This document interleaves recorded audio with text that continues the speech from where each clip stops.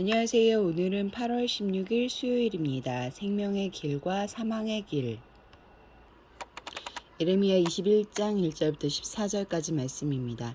여호와께로부터 예레미야에게 말씀이 임하니라. 시드기야 왕이 막기야의 아들 바수울과 제사장 마아세야의 아들 스바냐를 예레미야에게 보내니라. 바벨론의 느부갓네살 왕이 우리를 치니 청컨대 너는 우리를 위하여 여호와께 간구하라. 여호와께서 혹시 그의 모든 기적으로 우리를 도와 행하시면 그가 우리를 떠나리라 하니 예레미야가 그들에게 대답하되 너희는 시드기야에게 이같이 말하라. 이스라엘의 하나님 여호와께서 이와 같이 말씀하시되 보라 너희가 성 밖에서 바벨론의 왕과 또 너희를 애워싼 갈대아인과 싸우는데 쓰는 너희 손의 무기를 내가 뒤로 돌릴 것이요 그것들을 이 성 가운데에 모아 드리리라. 내가 든 손과 강한 팔 곧 진노와 분노와 대노로 신이 너희를 칠 것이며 내가 또 사람이나 짐승이나 이 성에 있는 것을 다 치리니 그들이 큰 전염병에 죽으리라 하셨다 하라. 여호와의 말씀이니라.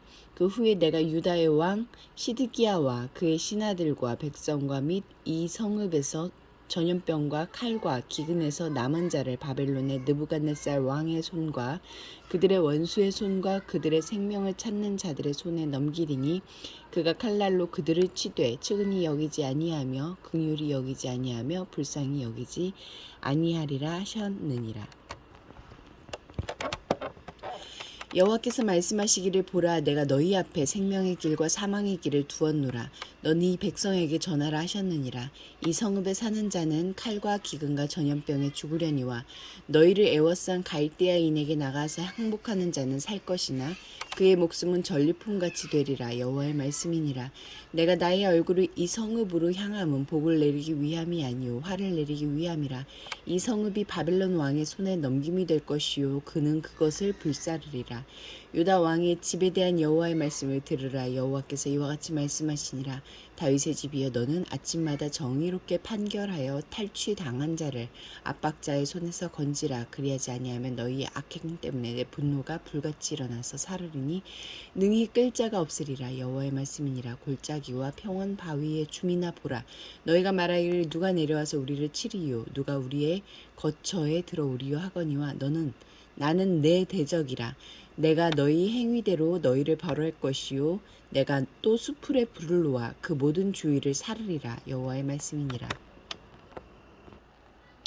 1절부터 7절까지 말씀에서 하나님은 어떤 분입니까?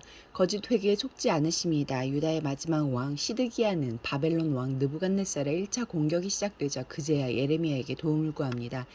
예루살렘의 멸망을 선포할 때는 잡아 가두더니 말씀이 실현되자 중재를 요청한 것입니다.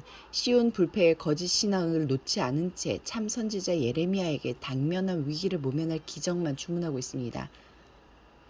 하나님은 출애굽의 기적을 위해 사용하셨던 손과 팔을 이제 유다를 심판하는 데 사용할 거라고 답하십니다.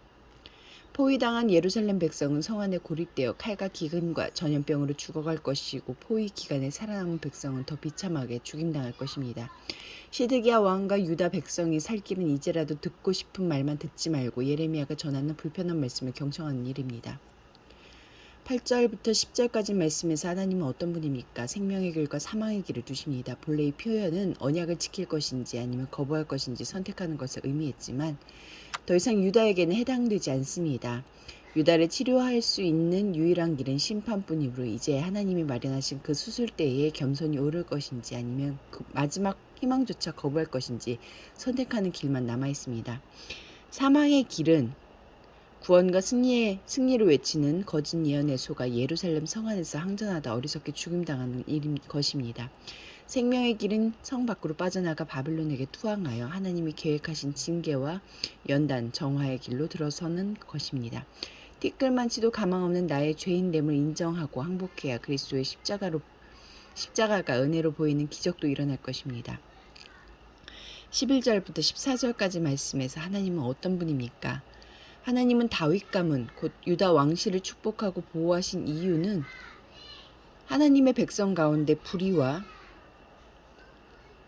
불공평으로 인한 억울함과 억압에 짓눌린 이가 없도록 보호하는 역할을 맡기기 위해서였습니다. 하지만 예루살렘의 왕들은 이 의무를 이행하지 않았으면서도 하나님의 보호하심에 대한 확신만 넘쳐서 누가 우리를 치리요 하며 거만하게 떠들었습니다.